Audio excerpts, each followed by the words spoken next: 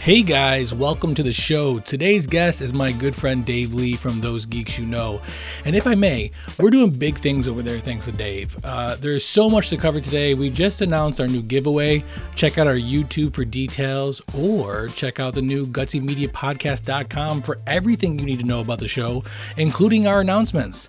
This is details you're not going to get simply over social media, including how to enter our newest contest and win big prizes out of our gift box. While you're on the site, visit our new merchandise page and get yourself a new Gutsy Media t-shirt, hoodie, and make sure you check back because we got more stuff on the way. We're doing big things here, guys. Stay with me. But at the end of the day, it's all about this. It's all about the show. So join me now with Dave Lee as we discuss 2020's Batman Death in the Family, DC's interactive movie. And now, on with the show.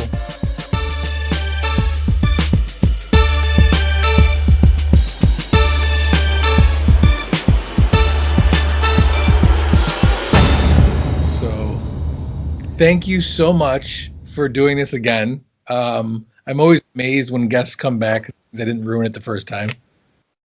I think even if you had ruined it, I still would have came back. I enjoy podcasting and enjoy discussing movies, and then you're not such a bad person either. So. Oh, thank you. I appreciate that. I have that on recording now, just so you know. It's all right. I have this goofy smile that you have on your face because you don't know how to take compliments. Recorded as well. So you picked the second go around. You picked Batman: Death in the Family. I did. Tell me a little bit about why you picked this, and what's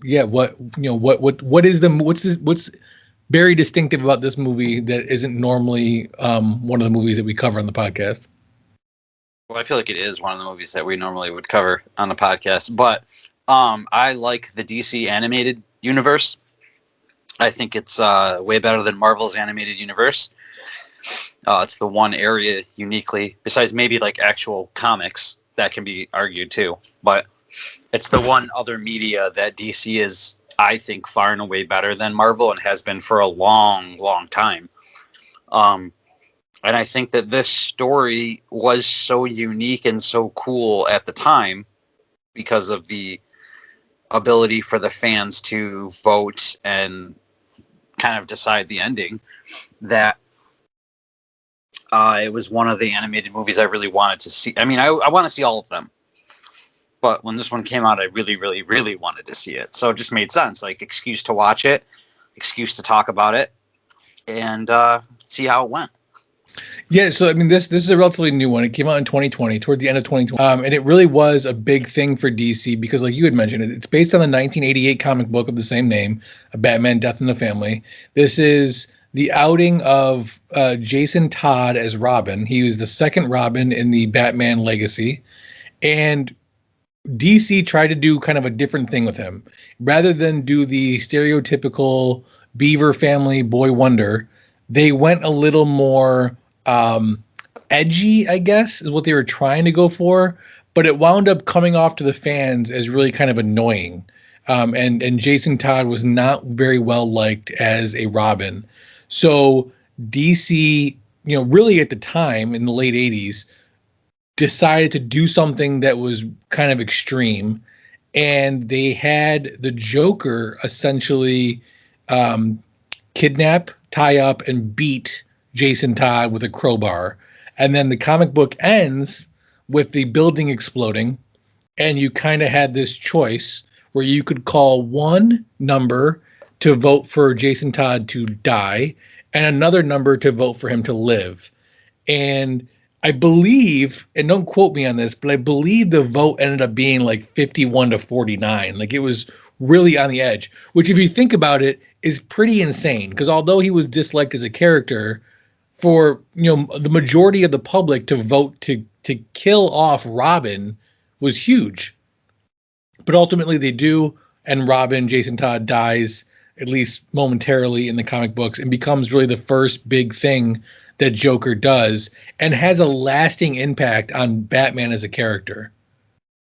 Yeah, I mean, so I think the Robin character was doomed from the start. I think it's one of the most polarizing characters in the history of comic books because it's a sidekick, and he's called the Boy Wonder. Comic book fans don't like sidekicks. I mean, who is the most popular sidekick? I mean, it's got to be Robin, but I mean, second to him, I don't even know. Unless you consider like Alfred a sidekick, but that's more of a side character to me. Right. You can look at people like War Machine to Iron Man or Falcon to Captain America, but it's still not the same dynamic. Those right, because they kind of come into their own. They kind of become their own characters. And so I think that the writing was against Robin before it even started. Great idea, because it also allows the writers to show kind of a different side of Bruce or Batman, like an emotional, kind of endearing, paternal side. And I think that this idea was dangerous, but it also gave them an out, right? So it gives them an out. Do we keep writing this character, or do we let the fans think that they're making the decision and killing him off? Which is unique and great, and it's great marketing because it obviously worked. I'm interested. The first thing I thought of when you said people called to dialed numbers to vote were these 900 numbers? Yeah, I think they were the 800 numbers or 900 numbers. Yeah, I think they were. Complete difference, though. 800 numbers are free. 900 numbers are the numbers you didn't want your parents to see on the report, right? 900 numbers do not exist anymore, that I know of. But, back in the day, there were some bad 900 numbers you could dial. Yeah, I mean, I thought it was a pretty wide margin, but I'm not sure. I would be interested to know that. I should have looked that up going into this episode. The only thing I could find really quick was it was decided by 72 votes, it says, but oh wow, it doesn't say that. It says, though, that might not have represented 72 people. So I mean, right, because people, I'm sure there's no way of tracking how many times you can call. Right. I would have been interested, though, to see if I'm sure someone has an exact number here somewhere, but for the sake of slowing down the podcast, we'll just go with it was close. Right. So DC Animated decides, probably, I would assume, based off the success of Bandersnatch on Netflix, that they're going to do this kind of choose your own ending story on a DVD. Which, I mean, if you're going to do it, this is probably the best storyline to do it with, based on its history and it being a large part of the marketing. So I'm interested to get your perspective. What did you think this was going into watching it? What do you mean? Let me explain, and I'll tell you what my perspective was. So I did absolutely no research on this whatsoever. I assumed, based on the title and having seen that it was being released, that I'm going to be getting probably an hour to an hour and a half movie, purely based off of the storyline, Death in the Family. There might be some click here to choose this, to choose that. And I was pretty excited about it. Right. What we got, or what I got instead, was essentially like a 25-minute thing, accompanied by several other 25-minute storylines, which we'll go into. Did you have any idea of that, or? No, I kind of thought it was going to be the same thing. I thought it would be like an hour and a half to tell the story, and then you would get to pick the ending. I didn't think that. I was interested to see, because it kind of gives the director the ability to say, this is how I would have ended it had this happened, or had this happened. Right. My ending was definitely not another 25 minutes, which was something that I was pretty disappointed in. So I didn't know if you wanted to jump right into that, but yeah, I mean, that was a disappointment of mine. I remember watching it and I'm like, wow, they're running through this. Right. And it's going fast. I thought the same thing. Yeah. And then you pick the ending, and the ending I picked, there's a 5-minute thing and I'm into it. And then the credits hit. So let's go right into it. Let's talk about the plot. And spoilers both for the comic book and for the movie here, if you guys haven't done that. For the record, the comic book came out in 1988, so at this point, if you're getting spoilers, that's on you. So Jason Todd is aggressively fighting crime, To the point where he's kind of disturbing Batman a little bit. He's crossing some lines. He's beating up some thugs a little harder than he should, and Batman's essentially trying to tell him, slow down, calm down, take a breath. We're the good guys here. Mentor, if you will, is trying to reel in his subordinate. Yeah. He ends up going after Joker, despite the fact that Batman tells him not to. Joker gets the best of him and ties him up, and much like I said earlier, basically beats him to within an inch of his life with the crowbar. Sorry. Go ahead and tell me where the story goes from here and what you picked, and I'll explain why I want you to do this once you're done. So I took down some notes. Like, I love the opening scene with the comic book store and stuff, like the opening sequence. I thought that was really cool. I actually turned it on and was like, fuck, this is awesome already. I like those kind of things. Like, I like the Marvel beginning because we've all gotten to know it. I liked how they changed the Marvel beginning to the Stan Lee beginning after Stan Lee passed away. I fully expect them to do a T'Challa one at some point. But I really like the opening scene. I liked the internal battle that you talked about right away, where Robin's showing too much force for Batman's liking. Batman has to step up.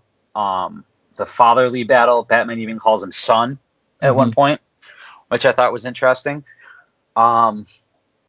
So then I chose that Robin cheats death.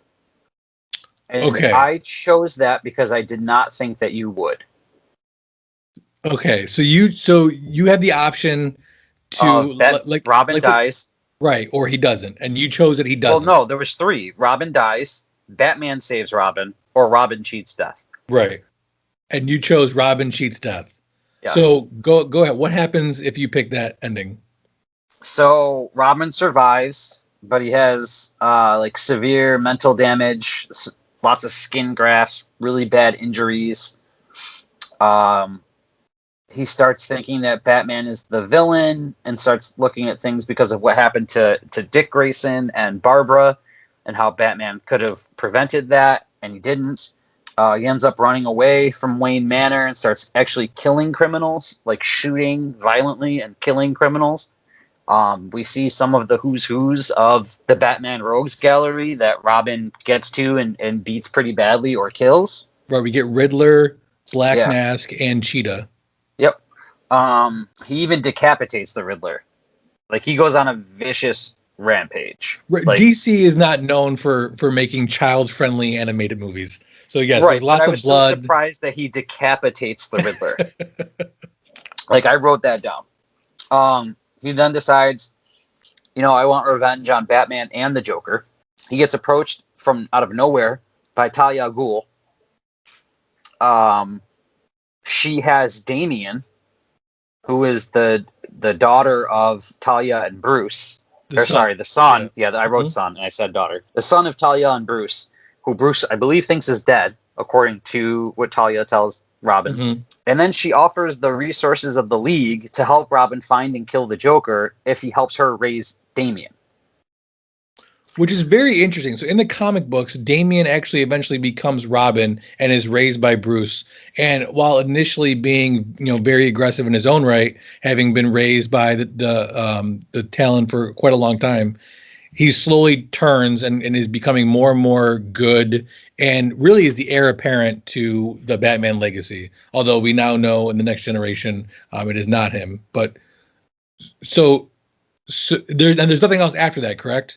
Well, Robin talks about some of his goals. So his goal is to raise Damian to bring down both the House of Wayne and the House of Ghul, Raja Ghul. I always say Ghul. I don't know if it's Ghul or Ghul. Raja Ghul. I believe it's Ghul. Yeah. And then I wrote down that the movie ends abruptly here. And I would have liked to see what happened next. Like, does the Batman save Robin? Turn him back? Right. Do they get to Joker and with the help of the League? Do they actually use the League's resources to get to Joker? What happens to Damian?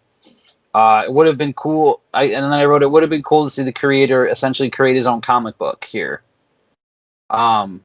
And go from there, which he could have easily done. And that was part of my disappointment. I remember watching it, like I put Harper down for a nap, and I start it, and I'm like, oh, okay, I already get to pick. and then I picked, and I guess it was a little longer than 5 minutes because it's 60% of my notes is what happens after I pick. I didn't feel like it was 25 minutes, so if it was, that's my bad. But he like it just kind of abruptly ends. Like I would have liked to have seen that keep going. I wanted to know what happened. I don't know why they didn't do that. Yeah, so I don't know why either. My assumption is maybe they're going to continue it on another time. DC is famous for kind of converting already made storylines into animated movies, although they do tweak them or add a little bit here. They got a lot of flack for Killing one Joke. of the Killing Joke because they added a lot between Bruce and Barbara and stuff like that. But regardless, the reason why I had to have you give your stuff first is because I watched this on the downloadable version, which does not allow you to pick anything. What? There are no options to pick. It just gives you a straight up story. So the version that I watched, which I'm assuming based on what I've read online, is the version where Robin dies. Um, it talks about So the actual version. the actual version. So a couple things I want to go over real quick before I get into what I watched was Bruce is played by Bruce Greenwood, is voice of Batman and Bruce Wayne. He has probably most notably been the villain in I, Robot. He's a very well-known actor. He's one of those actors where you recognize his face, but you probably couldn't put a name to it. He's in everything, but you're not sure exactly what he's in. Exactly. This is his third time voicing Batman. The other ones being Under the Red Hood and Batman Gotham by Gaslight. He also voices Batman in Young Justice, but that's more the TV show than actual movies. This segment, this Death in the Family, this is not the first time it's aired. It actually came as a bonus feature on Under the Red Hood. It's clips from Under the Red Hood cut down and added a little bit to it. I have here that the nature of the Joker's collaboration with Ra's al Ghul is different from Under the Red Hood, so they changed that for this. Although I'm not really sure why, because they didn't really change it all that much. I took it as the Joker always being a little hard to predict, because when Joker goes into that monologue of his relationship with Ra's al Ghul, they changed it, and maybe that was why. They were trying to add to that, Joker's always changing his story type thing. There's also a feature where you are witnessing this story because Bruce is telling somebody this story. Go ahead. Yeah. I was going to say, do you think it's because, so you're either giving them too much credit or they don't deserve the credit? Because, do you think they changed it because they wanted to maintain this persona of the Joker where he's always changing his story? Or do you think it was like, people won't realize, we'll just use this footage and tweak it a little bit? I mean, I guess the extra work that it would take to change something so small like that, I mean, I guess I would have to think it's done on purpose. Otherwise, why do it at all? Why not just keep the story the same? But so you're getting this whole thing because Bruce is telling this story to somebody at a diner, and there's a couple different clips of him talking to somebody. Although you're watching Bruce from over this person's shoulder. The building blows up. Robin dies, as it happens in the comic book. Ra's al Ghul gets a hold of him and brings him back using the Lazarus Pit, and that's when he becomes the Red Hood, and he eventually captures the Joker and has this great standoff scene where he throws Batman a gun, pulls out a gun of his own and points it at the Joker's head, and basically says, "You're gonna kill somebody tonight. You're either going to kill me before I kill the Joker, or you're going to do nothing and I'm going to kill the Joker because you did nothing," which is a great play on the whole ultimate rule that Batman has. I'm not going to kill anybody. And there's so much debate, and probably partly the reason why I love the character so much is there's so much debate as to whether or not that's a good rule. I mean, if he's had all these opportunities to kill the Joker over the years and hasn't, then all the deaths that the Joker has committed, is that kind of in some way, shape, or form, Bruce's and Batman's responsibility. But without going into that, there's this great fight with Batman the Red Hood, and ultimately it's revealed that Bruce is telling this story to Clark Kent, to Superman, about, you know, Jason Todd gets away as the Red Hood, and is he redeemable? And like you said, there's kind of an abrupt end there as well.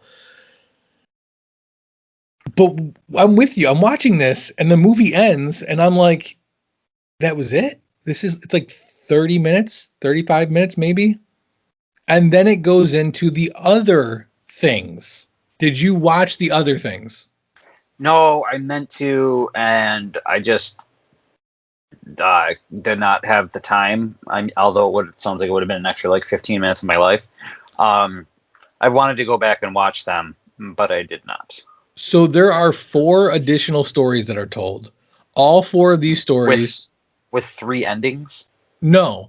So, well, I mean, to be honest with you, because I watched it on the downloadable content version, I don't know. Maybe there were alternate endings of these too, but everything I looked up didn't say anything about there being alternate endings of these. So I don't think there was. Well, no, what I meant by that was like Batman saves him, he dies, he saves himself. So there's 3 ways it can go. Why is there 4? Correct. So there's the third way that happens is Batman saves Robin, and then there's an additional choose your own ending after that where you can choose to kill the Joker or catch the Joker. But that aside, I'm talking Death in the Family ends and another cartoon starts. Oh, I did not get that unless I didn't watch the credits enough. So this is great. Okay. And I want to bring this up because to me, this is the entire DVD, the entire movie, if you will, that we're watching, because each one of these is about 20 to 30 minutes long. So total, it's about a 2-hour movie if you include these. And I'm gonna throw this into the same realm as if you're watching a Twilight Zone movie, there's gonna be 4 or 5 different skits that make up the movie. So to me, these are included in the movie that you selected. And I want to go through them because I think in a lot of ways, some of these are better than Death in the Family. So what these other movies are DC Showcase. Go ahead. Would I get these through like special features on the DVD? I'm not sure. These played immediately after Death in the Family to me. So I don't know if they're alternate things you have to select on the DVD or not. But on the downloadable one, they just played right in sequence. That's weird. And my other question is, why at no point did you ask me for your DVD back so that you could actually watch it normally? Because I liked this take. I wanted to see what you selected, and I wanted to kind of portray what my experience was. Because in a lot of ways, it's as much about the experience. That's why I always like to ask my guests, why did you pick the movie? A lot of times we'll go into how you watched it, whether it was downloaded, DVD, Blu-ray, whatever, because that adds to it. I mean, we're both big theater fans, and there's a big reason why I think there's such a push to keep movie theaters around. And that's because the experience of watching a movie in the theater is drastically different than watching it at home. Absolutely. So that to me played a lot into it. I wanted to go through this experience with you before, while watching on the DVD, which reminds me, I will come get that sooner or later. So these next 4 that we're going to talk about are all part of DC Showcase. DC Showcase was a comic book series where writers could try out new characters. And what would happen is if the readers liked them, they would mail letters into DC and they would continue to publish comic books based on those characters. Most famously, this is where Barry Allen came from. These are like the weird corners of the DC universe that you don't typically see in movies or really in comic books. I mean, a lot of these characters are not characters that even your average comic book reader is going to be aware of. So it was really cool to see these. And I think a lot of them were probably included, not solely based on their popularity in the DC Showcase, but also because of that, mail-in letter type thing, which in a lot of ways is kind of how the whole Robin thing turned out. So with that being said, each one of these is also included as a bonus feature on another DC movie. So this entire Batman Death in the Family is all made up of special features from other DC animated movies, which we can go in a little more detail later as to how we feel about that. The first one that I watched is Sergeant Rock, originally attached to the Batman Hush movie. It's based on war stories, which were a big thing for a while in comic books. Sergeant Rock, it was created in 1959 and was a standout from the era. And I'm going to read directly from my notes. So if it sounds like this is prepared, it's because it is. This is a lot of information on a lot of these characters. So I'm just going to read through and then we can talk about it afterwards. Let's see if this is coherent at all. Sergeant Rock and his men are fighting in World War II. His entire platoon is killed. He then has a new mission. You see something watching a bunch of Nazi soldiers, and then whatever this thing is attacks them. There's a cut to an American soldier, which is Sergeant Rock, as he approaches that same camp. It's at night. Then a zombie, a very Solemn Grundy-esque, although it's not him, who crushes the head of a Nazi soldier with one hand. You then see a vampire as well attacking one Nazi soldier, and then Sergeant Rock comes in and says, "Stand down." This is, of course, the Creature Commandos, created in Weird War Tales, issue 92. They come to a castle sort of thing, and they break in, and you see a werewolf soldier, you have the vampire, you have the zombie. They interrupt some sort of Dr. Frankenstein-esque experiment. A metal-headed Nazi shows up, and then there's a fight. This big door swings open, and then there's an army of American soldier zombies. At first, Sergeant Rock says to stand down because he sees they're American, but then they attack, and it's revealed that his entire crew from the beginning of the movie were turned into zombies by the Nazis. And there is one huge mega zombie that gives them a run for their money. But in the end, Sergeant Rock prevails, and there is a moment where Sergeant Rock is faced with the idea that if he goes by the book, these guys will be allowed to continue their experiments as Nazis under a new flag, essentially in America. So he leaves them to be eaten and devoured by their own monsters, and hopes that it stops this zombie build regime. Very interesting storyline. Definitely something that you would not normally get in a DC animated movie, in a DC movie period. Your thoughts on that? So did you say it was created in 1959? Yep, Sergeant Rock, the character, was created in 1959. Not like his date of birth, like the actual first appearance of Sergeant Rock? Correct. Is 1959? Okay. So my first thought is this DC's version of Captain America? Because it sounds... Not really. So Sergeant Rock doesn't really have any powers. That was going to be my next question. Yeah, he's the average Joe, but he is in charge of the Creature Commandos, which is essentially a group of your typical movie monsters that were also soldiers. So you had the werewolf, the vampire, the zombie, so on. So the zombies weren't a surprise to him because he was already like in this world where these things were around. They were a surprise in the sense that he didn't realize that's what he was going in to fight. He didn't realize the Nazis were creating zombies at this point. And then obviously he didn't realize that those zombies were his own men from earlier in the movie. Okay. I mean, it sounds like a really cool concept, and a cool character. Weird and random. Definitely random. I think it's cool. I guess my overlapping thought of this revelation that there's these 4 random stories that are told at the end. I think it's cool that DC spent time to find these. I mean, outside of Barry Allen, you said, which was one of them. I don't know if he's one of the 4, but one of the people from the showcase. But they took the time to find these one-off, arguably, obscure characters and then make them into an animated movie. It's not like they just had this footage laying around from back in the day and they attached it to this project. Someone said, I'm going to make an animated movie about Sergeant Rock. So I think that that's really cool. I want to watch it because it does. I mean, I like zombies. We all know this. I like zombie stuff. I like superheroes. So like the thought that the two are combining into one world is really cool. We know Marvel dabbled in the Marvel zombie things and probably, I think, like the 90s. But this is well before that. So, yeah, I mean, it sounds cool, but weird. But I mean, I would read that book. So if you think that's weird, just hold on to your hat, my friend. You're like, that was the most normal one I had.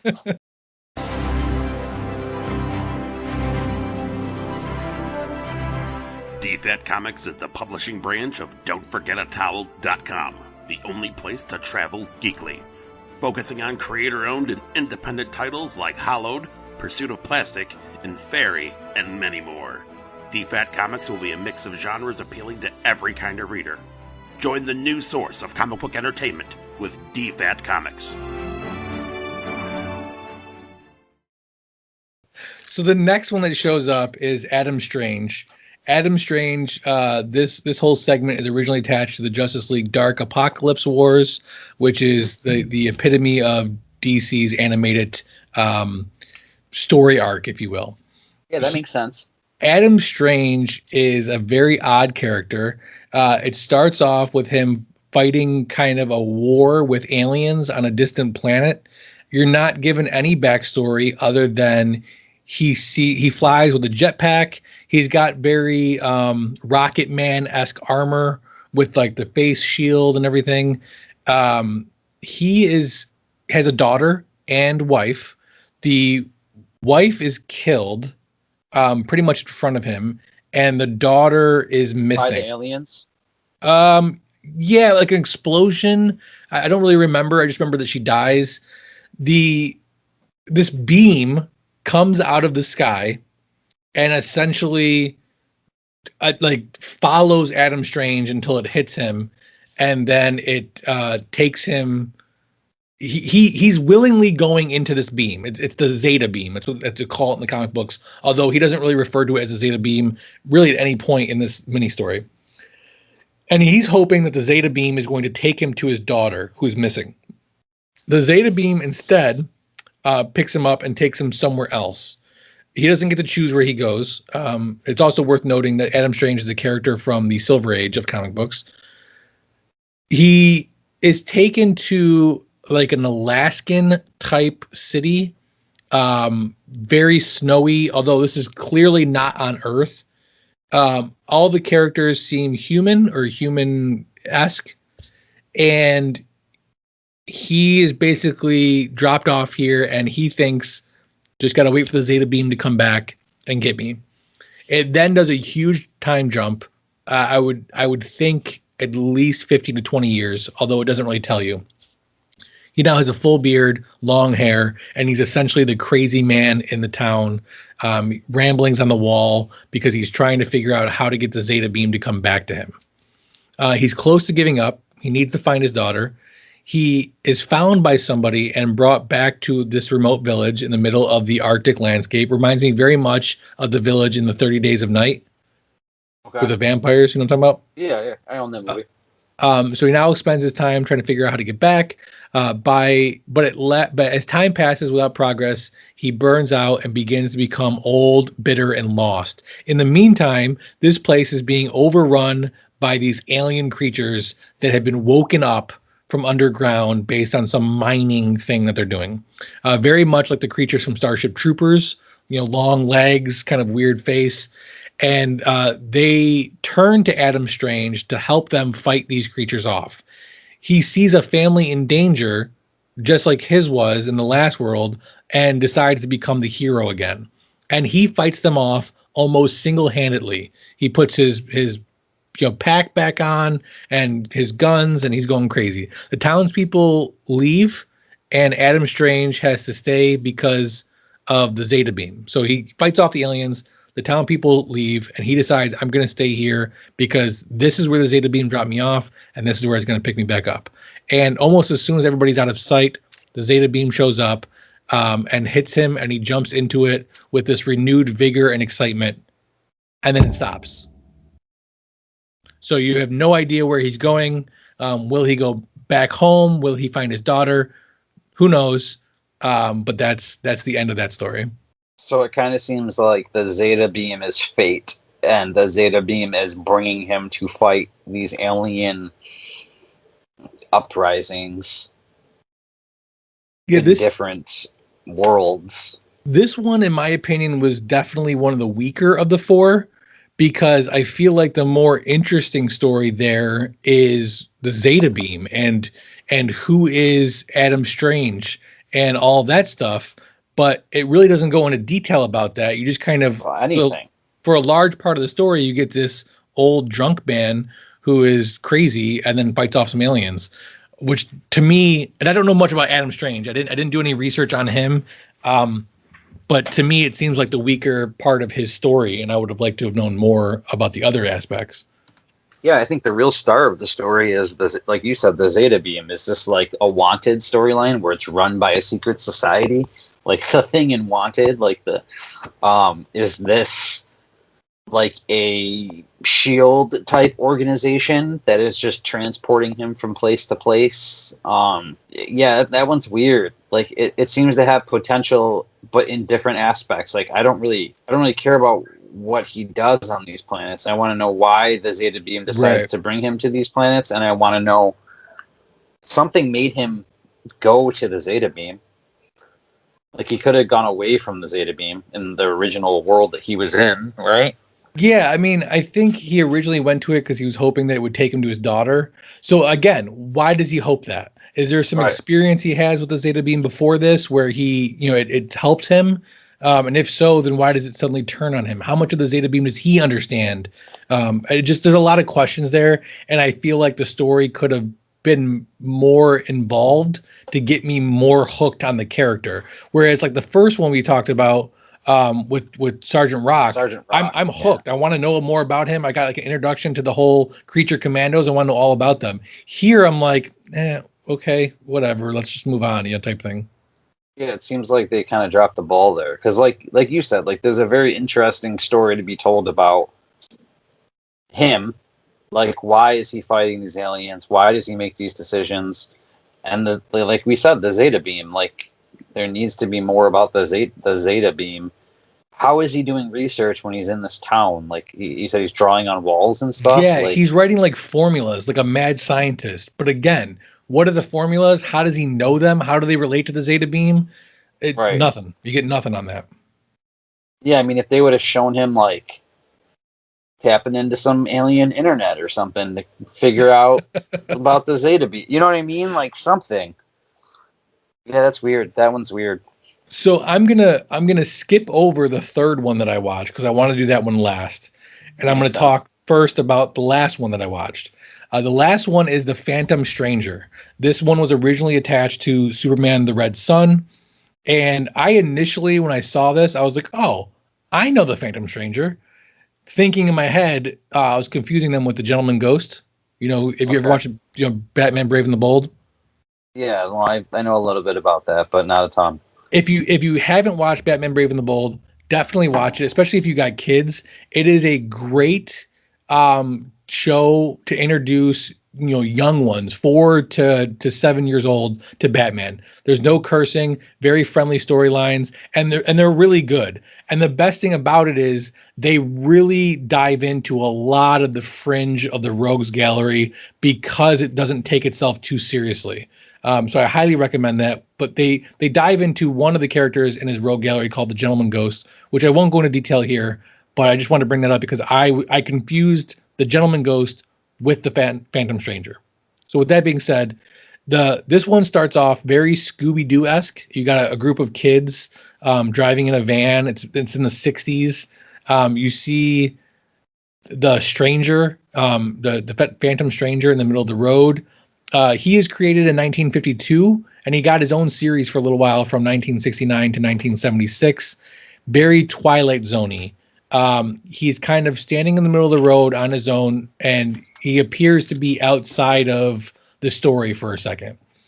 You see the van of kids show up to a creepy old house with a devil statue in the front yard.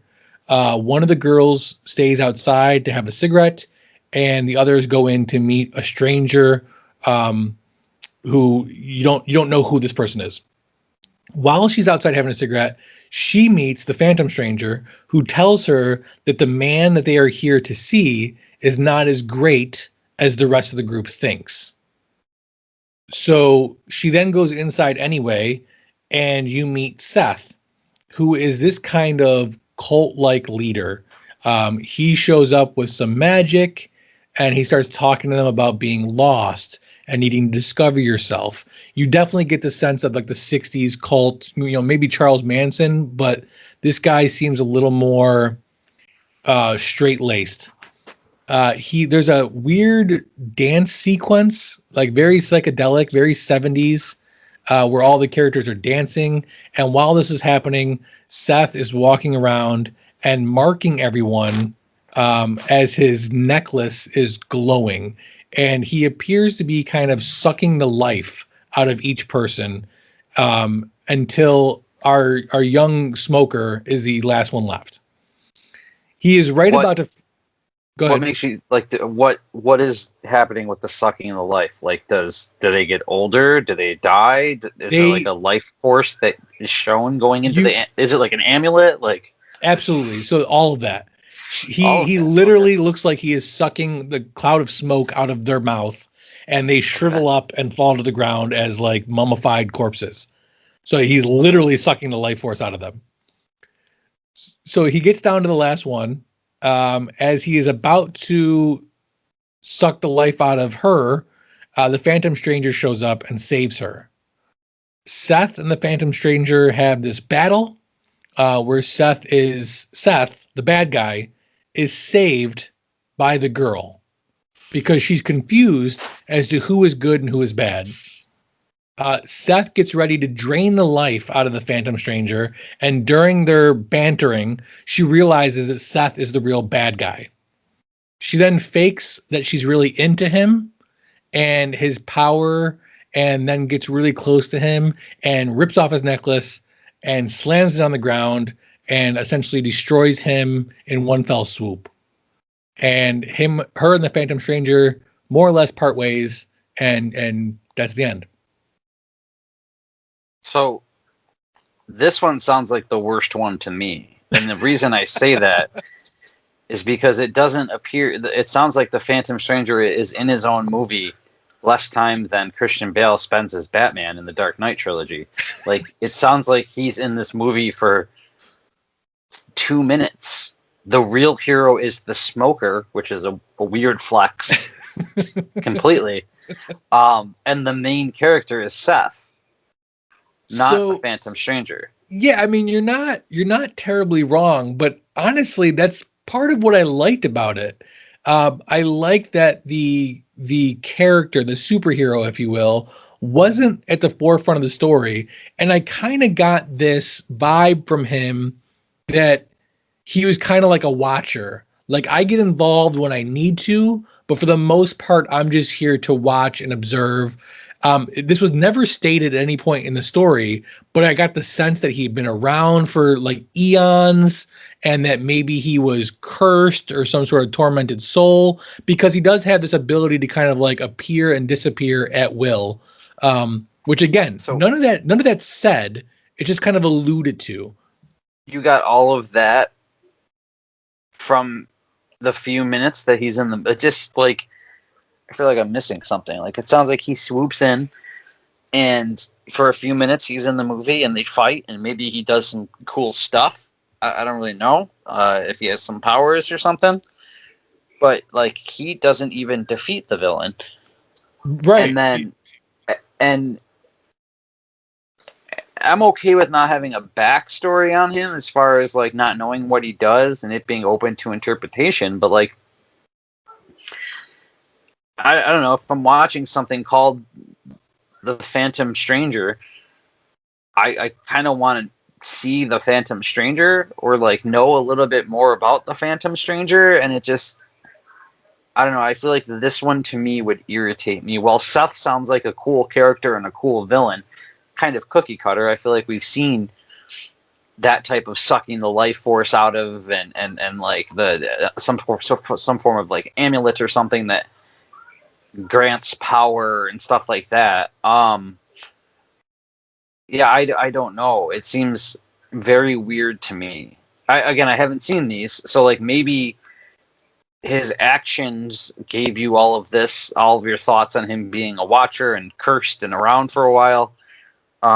and I guess it leaves you wanting more. But like, is he cool? Like, does he look cool? Does he do anything cool? Not really. I think It the sounds reason like he why kind of gets his ass kicked, a and little he needs bit, a yeah. 19-year-old smoker girl She's to very save the winded at day. the end of this. She's the Phantom Stranger. One of Like, the I think one of the things I liked about this is that this truly could have been a Scooby Doo episode. Like it's that 60s type yeah, feel, you know. So yes, but would it be a Scooby Doo episode if Scooby Doo is never in the show? no, Scooby Doo and those the mystery team would have been the teenagers who had their life sucked out of them. So let's skip over this. I want to get into the last one because to me this was the best one, and the reason for it is because, again, keep an open mind. This has very little to do with superheroes. I think I have a pretty open mind. I mean, So this one is called Death. It was originally attached to Wonder Woman Bloodlines, and it follows Vincent Omada. He is a painter, and at the start of the film, he is getting yelled at for how long it takes him to paint. you He can't rush an art. You can't rush an artist. Everyone well, knows this. so at the time he's just painting like a wall, and you find out that he claims to be an artist, and that's why it's taking him so long, and he gets fired for that. The camera then pans back, and you see that he was painting the gates of Arkham Asylum. Vincent then goes to start drinking at a bar, and he begins to be berated by some sort of fiery demon. It's very evident that he is the only one that can see this demon. That was gonna be my question. Okay. It's also worth pointing out that the Death character in this show that I'm going to speak of is part of the Endless, which was created by Neil Gaiman and Mike Drinkenberg in the Sandman issue 8. So this is very Sandman, although Death is not a main character. Well, I guess Death is a main character in Sandman, Yeah. but obviously That's kinda Sandman what- is about Sandman. Okay. So Vincent meets Death in the hallway, although he doesn't know that's who she is. She's a very beautiful, goth young woman and is sort of flirting with him, and he's kind of flirting with her. It's very subtle, though. We then see Vincent with several demons that are saying horrible things to him. And it's a kind of a subtle way of hinting that he's this tortured artist. Again, these demons are only ones that he can see, and they seem to be his inner voices beating him up about several things. We have several flashbacks about the torture he's gone through throughout his life, including his girlfriend leaving him. It shows you why he is where he is. He is alone in his apartment smoking a cigarette, which is apparently a theme in the DC universe, his own personal hell, if you will. And he is jolted awake and sees this mystery woman again, Death, getting into a disagreement outside the apartment. When he goes downstairs to see her, there's this car crash in the background, and she wants to see his work, and they decide to go upstairs. She says he's missing a spark of encouragement. He hasn't been able to come up with anything worth painting. His paintings are all kind of okay, not great, and he's an unsuccessful artist. And that's kind of her response to this, is that you're missing this, spark of encouragement. And in saying that, he kind of has this slow look of her, and he says, "I want to paint you." And she lets him. And it comes out amazingly beautiful. This painting is breathtaking. I mean, he stops and takes up a second and is just wowed by how this painting has turned out. As he paints this, his demons start fading away. And even the color in this segment of the movie, which has been very black and white, matted down grays, start kind of it starts becoming a little bit more brighter. Now, I'm not saying it starts, flashy bright colors, but Right. you can see some light coming to this world. He notices that the world around him is frozen in time. And he realizes that he is dead. And he realizes who she is. And then he sees himself sitting on the couch, dead. And although he's very sad about this, he does have this thing where he says his life has been worth nothing, and he takes solace in knowing that he left behind this one great masterpiece, the portrait that he painted of her. But then time unfreezes, and the cigarette falls from his hand, and the fire spreads throughout the apartment. And he begs her to save the painting. He tells her that can be her gift to him, is allowing this painting to be saved, because it would mean that his life was worth something, and that he wasn't this failure his entire existence. And she unfortunately says this isn't something that she can control, that she has no control over what happens. She's only there to take him and go on. And the feelings that you get from this are amazing.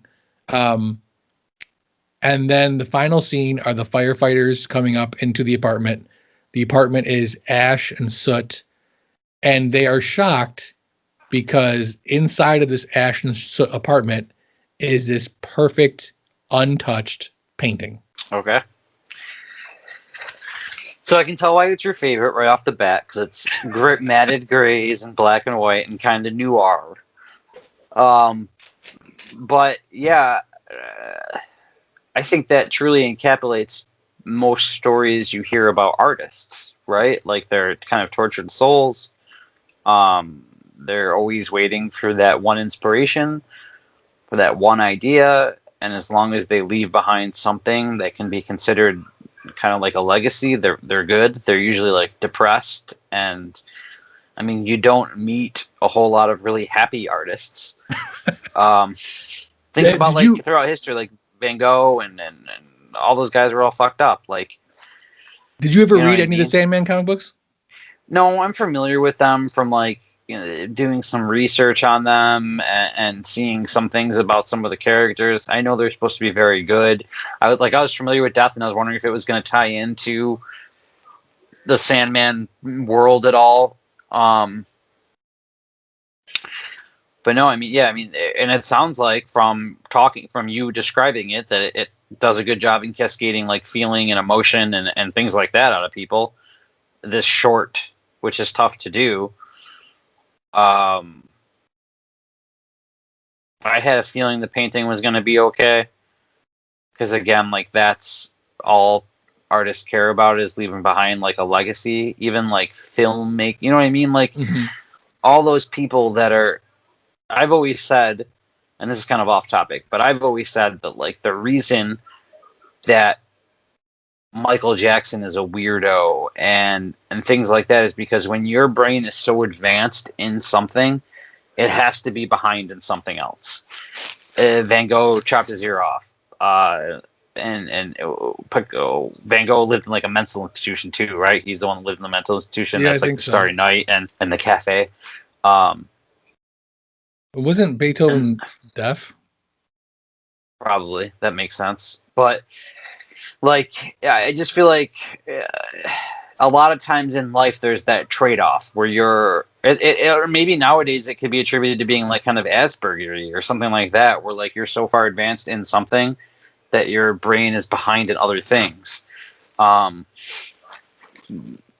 no, this sounds very interesting. Like, I would want to see more of this. I would want to see this as like the adventures of Death and like the other trade-offs she makes with people and the other things that people are willing to sacrifice or be okay with when they die, as long as this happens. What I really liked about this was that Death wasn't your stereotypical Grim Reaper that was almost feared. She seemed very warming, very caring, and I mean, although the ending is inevitable, the death is there to take you.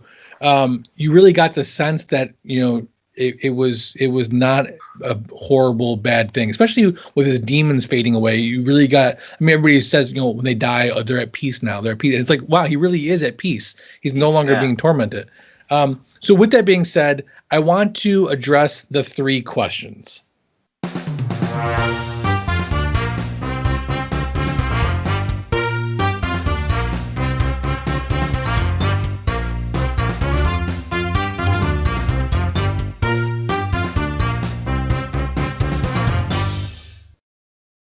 So I don't know how you want to do this. If you want to answer these questions as it pertains to Batman: Death in the Family, that's fine. Or you can take my little synopsises and apply it to the overall movie, air quotes, which is to me all five. So first question is, what was the message of the film, and do you agree with it? I mean, I think the unique thing about this film, Death in the Family, and I'll stick to that because all of those other, to me, they're not part of the movie because they all were taken from another movie. They've already been done. So I feel like they're just little add-ons, almost like a trailer. To me, that's almost like considering a trailer as part of a movie. And that's just my take, and I understand your side too. It's just how I think of things. So the interesting thing about Death in the Family is you can kind of take with it what you will. Like, do we kill Joker? Or sorry, do we kill Robin? Do we not kill Robin? Does Robin save himself? I think the takeaway, I don't know, I guess it kind of highlights on the ultimate thing with Batman. Like, he loses. He loses Jason in every scenario. Even at the beginning, even like, especially at the beginning, like when he's going nuts, he loses him because he still goes and tracks down Joker, which puts him in this position. So I think you can really focus on that ultimate battle with Batman of like the battle of using too much force, the battle of good versus evil, the battle of like, you can even look at it like in a paternal way. Like, could he have given Jason more somewhere that would have made him not want to disobey him and go after Joker, which ultimately could or could not have led to his death, depending on which way you went with the story. Yeah, I mean, I think the beautiful part about Batman and what they've done to the character over the last 70 years is that story of how much do your actions, how much credit does your actions get in the eventual outcome of other people's lives, right? I mean, because at the end of the day, he's not the one pulling the trigger, Joker is. But if your actions led up to that or allowed that to happen, how much credit do you get? And that's kind of his ultimate battle, I think, is not just with Jason Todd, but obviously, trying to avenge his parents. And you eventually got Barbara Gordon and all these other little side things that it's like, if he were to step up and year one just start slaying these bad guys and none of this happened, do you then eventually become the bad guy yourself? Right. It's kind of like the whole like Machiavellianism, right? Like the ends justify the means. Right. So is he ever better than the villains he's hunting if he hurts them and kills them? Do people deserve redemption? Can people be changed? Can people be fixed? And that's like an age-old battle. And I'd really like to see someone do like, because I don't think in the movies we've ever really gotten like a deep dive into that internal struggle. And maybe it's because like the general audience, and you have to appeal to like, he has to be in a suit this long, he has to like throw the batarang, he has to drive the Batmobile. But what about like the actual character and the actual internal struggle that Bruce goes through every time he does or does not put on the cowl, and every time he does or does not save someone? I mean, ideally, anytime he doesn't save someone, you could blame him because he's kind of like this all-powerful good guy, not all-powerful like Superman, but all-powerful like he's the world's greatest detective, so he should have known all this stuff was going to happen. Like, there's so many other aspects of the story that I feel like could be deep dove into, that I would enjoy seeing. Yeah, I agree. Question number 2, how did the movie leave you feeling, and do you think it was intentional? No, it left me feeling underwhelmed. I wanted to see more of... I mean, I chose that ending for a reason. I chose the ending because I wanted to see what was going to happen. We both commented on kind of being disappointed by the runtime of the film. I'm used to the DC animated movies that are generally like an hour and a half. Like, that's generally what they go in the ones that I've seen, at least. So that's what I was expecting. I wasn't expecting some fast-paced thing just to get to an ending that you get to choose and then have the ending be, and maybe, like I said, originally, maybe it was longer than the 5 minutes I remember it being. I just remember it being really quick. I remember them talking in this, I think it was kind of like a cave type thing. him and Talia, and her giving him the offer. I remember like a quick sequence of him decapitating the Riddler and using this force, and Batman watching and being like, oh man, I gotta stop this. But like it just seemed really rushed. Like I feel like they could have given it more time, and that's what I wanted. Like I wanted to see the story that I had read come to life, and then I wanted to decide. I wanted to see what was going to happen if the other endings, because that's part of the appeal. Like you get to pick the other endings. We all know how the story ends. We all know how every story ends. That's how we read the story. But if we get to choose the ending, I want to see what they do with that ending. Right. So I was a little disappointed, and I was a little underwhelmed. No, well said. Last question: what is the most important sequence in the movie? That's tough. I mean, you're talking about a 30-minute movie, if that. Where you get to choose the ending. Right. I think the most important sequence in that movie is the Joker beating Robin. And what I mean by that is, does he purposely leave him alive? Or is that Robin's just on the courage and the intestinal fortitude and the battle within Robin to not let Joker beat him to death? Because he could have given up. He could have just died, wilted up and died. You know what I mean? Like any normal person would have probably done in that situation. So is it hope that keeps him going? Is it the want to prove to Bruce that he is more than just a sidekick? I guess that's to me, that ending sequence before the ending sequence is to me pivotal, because it allows Jason to, if he survives, take that turn to do whatever he's going to do, whether it be become the villain, kill the villains, become a good guy. Like, I don't know. It's a short movie, but if I had to pick one, it'd be that scene.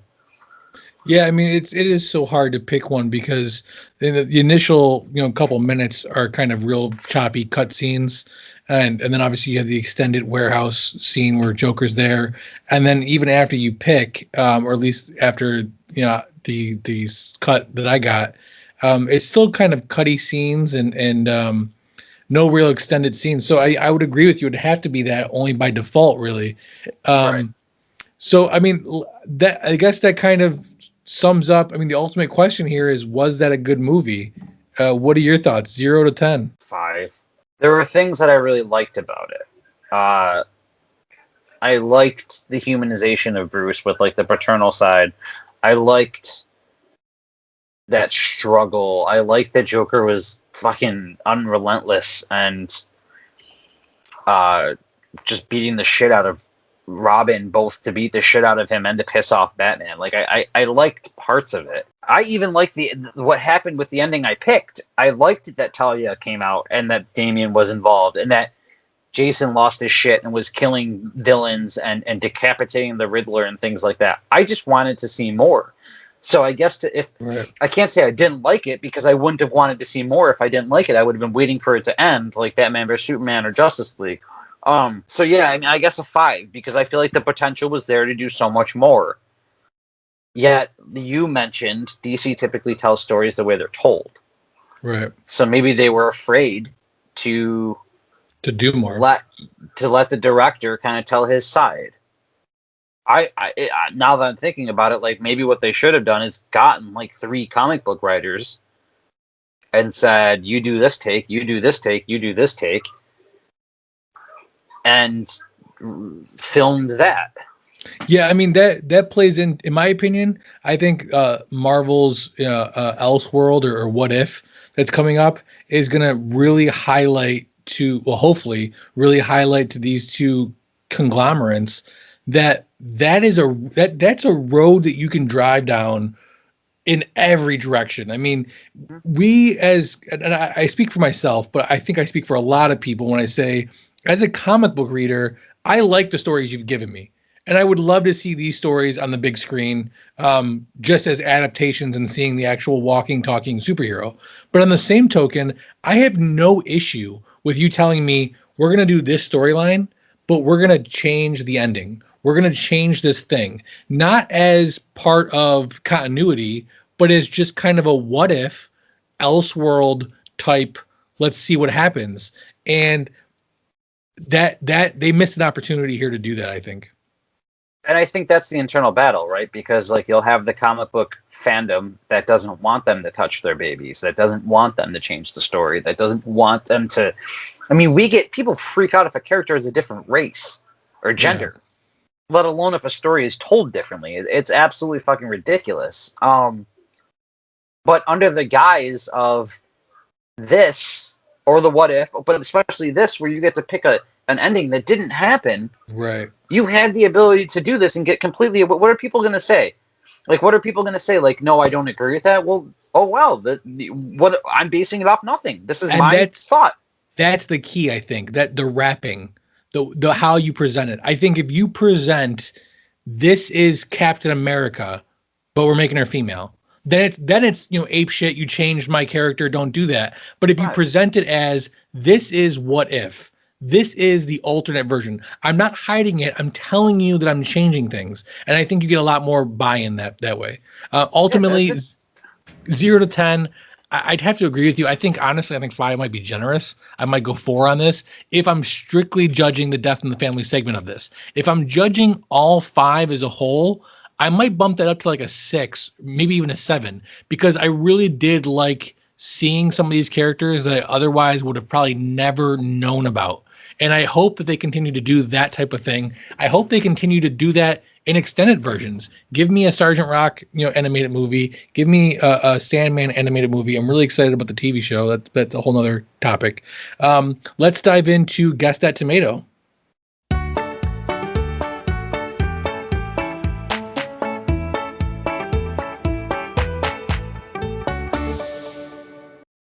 So you already know kind of how this goes. Rotten Tomatoes, they do the critics and audience score. And let's start with your guess, and then I'll sprinkle in some hints, and we'll revise if needed. You want my guess on what Rotten Tomatoes gave this film? What did Rotten Tomatoes audience score rate Batman Death in the Family? 68. All right, 68. I will tell you that the critics rated the movie as 71. And I'm also going to tell you the other 3 movies that are plus or minus 2% of this movie. The first one being Disney's live action Lion King. That's right. It's the Lion King, just with Beyonce. Yeah. Movie number 2, The Accountant. Because how else would you explain somebody being into numbers and murder? And movie number 3, John Carter.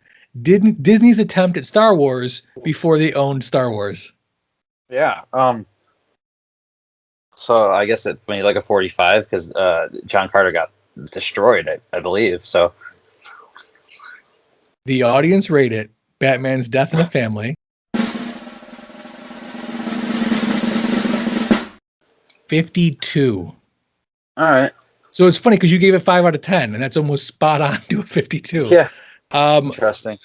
We had John Carter. I that movie. That's a side note. Like that movie murdered one of my an actor I really liked career, Tyler Kirch. He was in Friday Night Lights. That was his breakout role, and John Carter was supposed to be this tentpole that they wanted franchise. Him, they wanted him to be like one of the next big Hollywood guys. He was in like that Battleship movie. He was in a few things where he was like building, and he was supposed to, after Friday Night Lights, take off and be like one of the next A-list actors, and that movie just completely shat all over him, and he didn't really bounce back until his run on True Detective, which kind of got some people back. And he played awesome David Koresh in the Waco miniseries that I think aired on like Spike or Paramount or whatever it was. Was him? Which he was David Koresh. I watched that. That was awesome.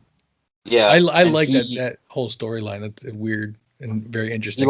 He lost a lot of weight. It showed a lot of depth for him. Taylor Kirsch. He was. Yeah, I knew that. He was David Koresh.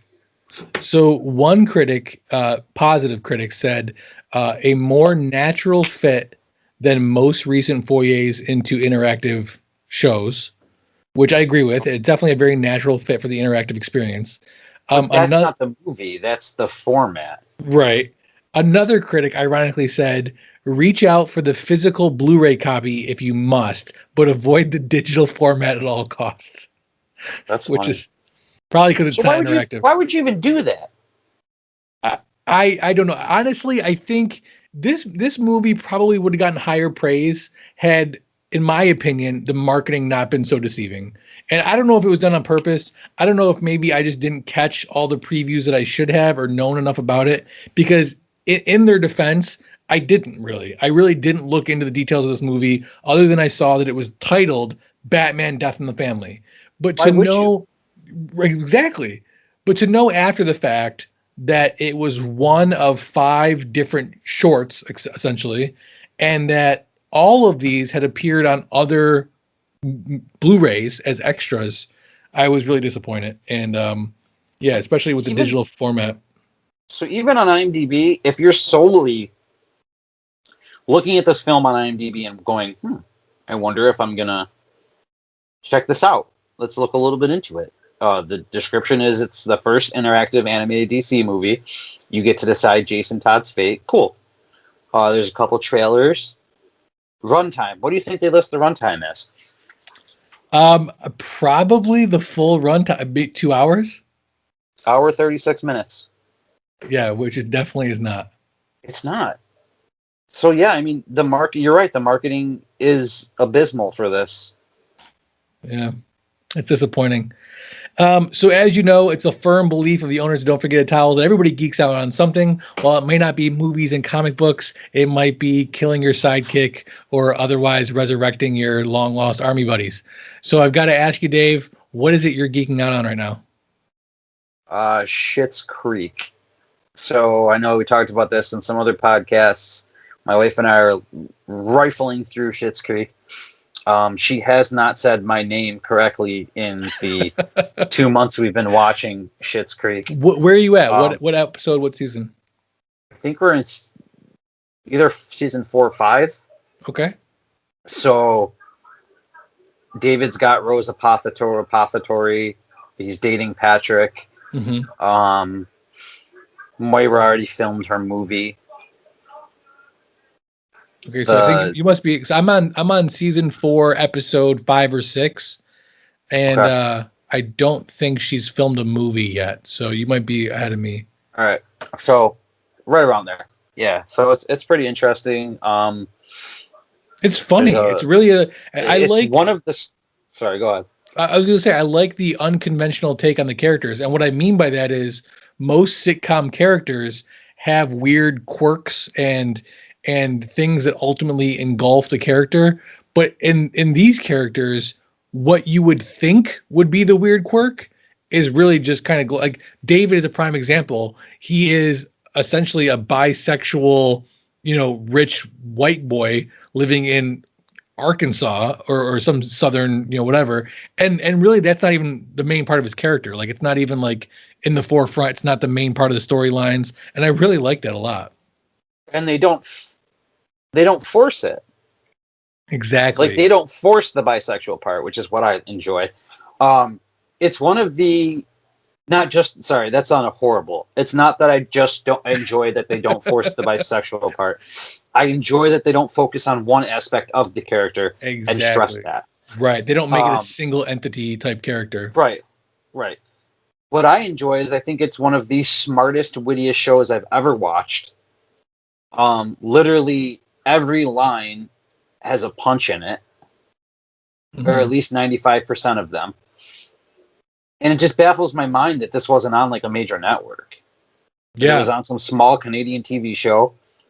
It's an entire family creating this world, the Levy family, because like David is Eugene's son and Twyla is his daughter. Mm-hmm. And throughout the credits, if you look, there's Levys everywhere. I don't know if they're all related or not, but Levy, whatever his last name is. But like, yeah, I mean, he's the dad from American Pie, and was that for a long time.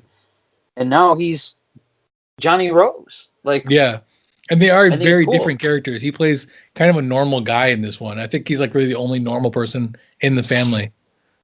Yeah, for sure. My wife is obsessed with Ted. post breakup Ted, so like with facial hair and muscles.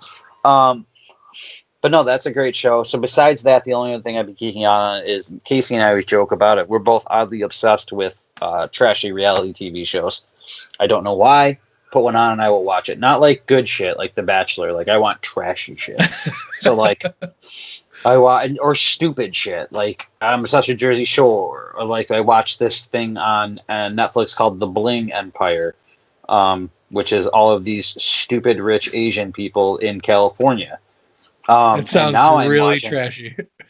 yeah, and now I'm watching. It's from 2014. I had never heard of it, but it's called "Are You the One?" and it's an MTV dating show, where 10 singles of each gender have somehow scientifically been matched up with a perfect match. So they have to figure out who the perfect match is, and if they all figure it out, they get to share $1 million. And I've watched a season and a half of this show in about a week. So Nice. yeah, it's just my release. Like I don't have to think about it. I don't have to follow a storyline. Absolutely.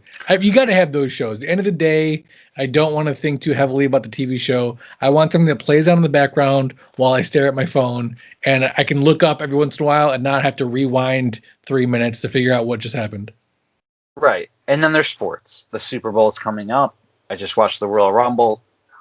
So lots of stuff to keep me occupied during the craziness that we're living in. Nice, man. Well, thank you so much for being on the show again. I really appreciate it. Any shout outs you want to give or anything that you want to plug? Any local businesses you want to give a shout out to? Ooh, local businesses. Yeah. Not that anyone. Maybe if you ever need a haircut, go to Salvatore's Barbershop in the Leaf and Bean Plaza. My buddy Frank owns that place, and it's amazing. They do beards, they do haircuts. If you need a chiropractor, go to Camerata Chiropractic. He's over by the post office in North Charlotte. I've known Sam for 15, 20 years. Awesome person, awesome chiropractor, even better person. I will shamelessly plug my friends' businesses until I can't talk. I've always been that way. I'll always support my friends' businesses and local businesses. Yeah. So there's that. What was your first question besides any local businesses I wanted to plug? Anything that you want to give a shout out to? Shout out. Nah. Oh, I picked up this awesome book on Amazon that people should check out. It's like a collection. This artist did it. It's like poetry. And it's awesome. You can tell the artist really opened up and really like embraced the art form and put his thoughts and his feelings on paper. It's called When It Rains, and you can get it on Amazon. Don't waste your money, folks. I might even be able to get it signed for you if you purchase it. Well, thanks so much, Dave. I really appreciate it. Thanks for having me on. Anytime.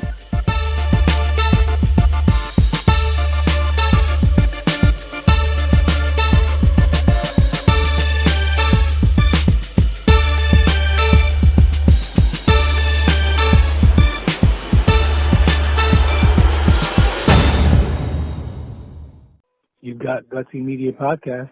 Leave a message about any movies you covered, and maybe we'll add to the show. Thanks. Hey, it's Chester A. Arthur coming to you from Gotham City, a.k.a. New York. Very excited to be here on the line. First time, long time. And I'm excited to be calling about Batman today. Now, I know a lot of folks have different opinions on which one's the best and how dark this particular version is and how it's compared to all the other ones. But let me tell you something. It's not as good as the original. That's right. Adam West era. Best Batman. And it has the best Joker. It's not any voice from any cartoon like this bullshit. It's not dark. It's happy. It's good. It's wholesome. That's what we need more of. Chester A. Arthur from New York City. Out.